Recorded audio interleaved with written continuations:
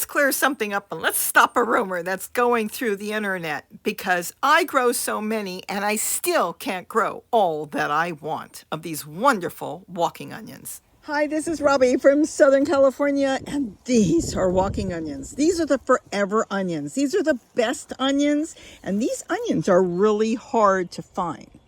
They're somewhat rare. And let's talk about a rumor that's been going on that is most ridiculous, and I don't even know how it got started, but I did see one vlogger write something who wasn't even growing it. So they just came up with a title for their vlog, and then they didn't even talk about it. Walking onions grow as bulbs. There are no seeds. Now, yes, this is an 18-gallon tote, and this is a whole group of them. If you can look deep down inside, you will see that there's a lot of little bulbs in there. What it was when the top opens up, it bursts into baby walking onions. Now, sometimes they stay all together in a clump, and you can plant them that way, or you can break them apart, and then you can plant them in any fashion you want.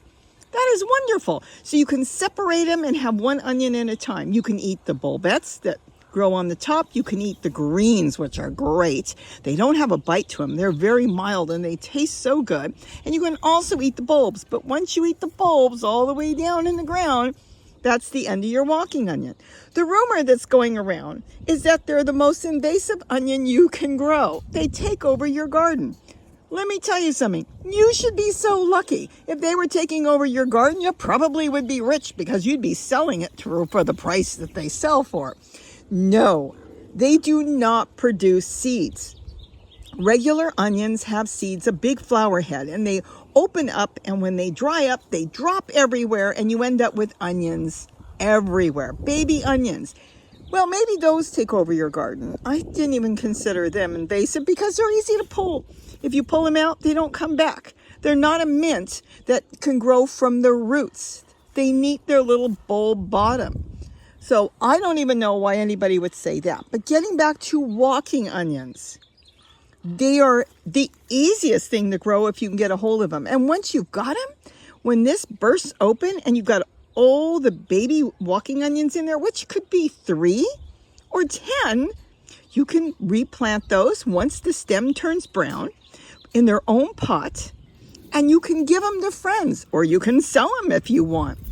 The point what I'm trying to make is they're not invasive. They're not going to take over your garden in any way.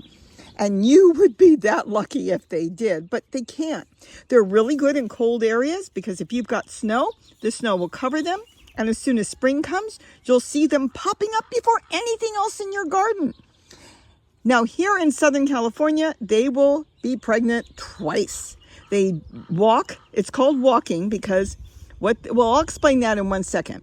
But let's go back to this. Twice. Here in the spring, like right now, they're producing baby walking onions inside. And they start from the bottom and they work their way up until they get to the top and they burst open. And like I said, you'll have a few babies there.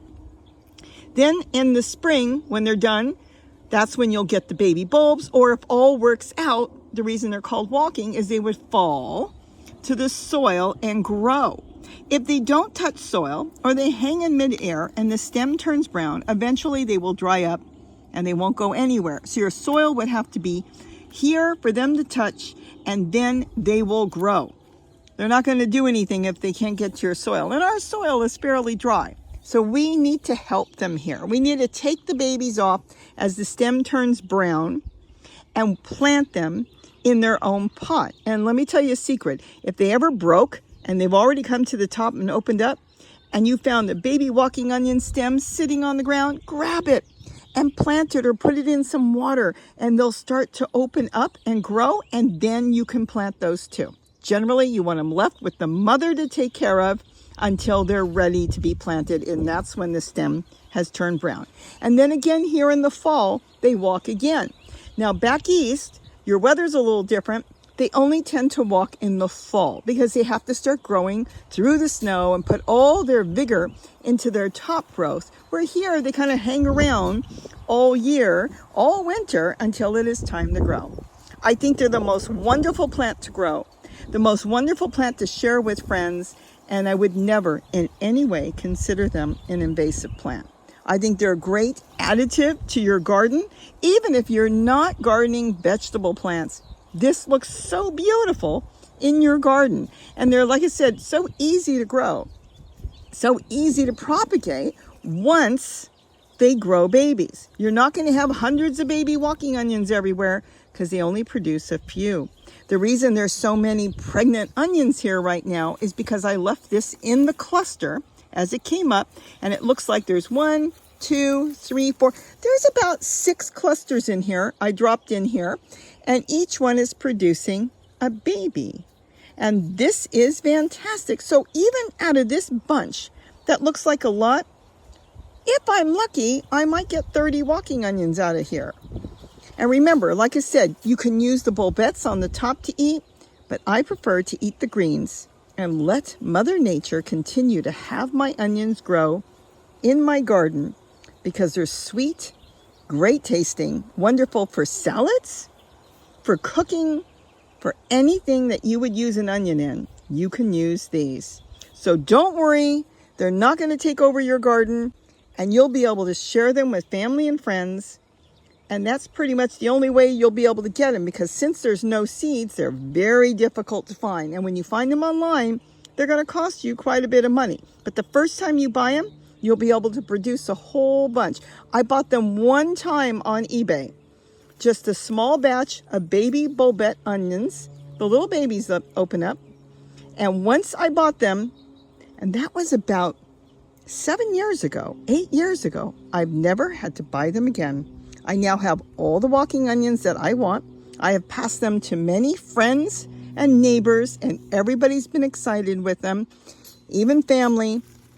Beautiful, great tasting onion, and look how beautiful it is. Again, if you don't have that many growing, only use the green, and don't ever cut this off, because this is your next generation. And the plants themselves down there, give them a little loving care. Grab some leaves periodically from the ground and toss it around their base, and they will grow for many, many years and continue to produce many little babies for you.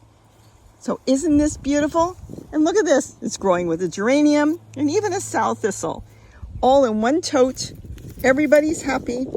And even if it was on the ground, they wouldn't take over or spread anywhere, because the only way they're going to spread is by the baby onions that are coming to the top.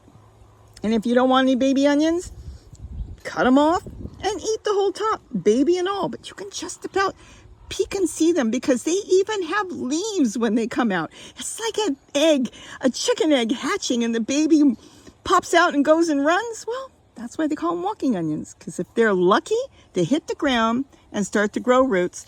Then what you would end up with, if this one hit here, is 1 or 2 baby onions in this one spot, not a field of onions. So with that, have a wonderful day. I hope I've answered some of these questions on, I can't grow them, they're going to take over. Oh, they're not taking over anything.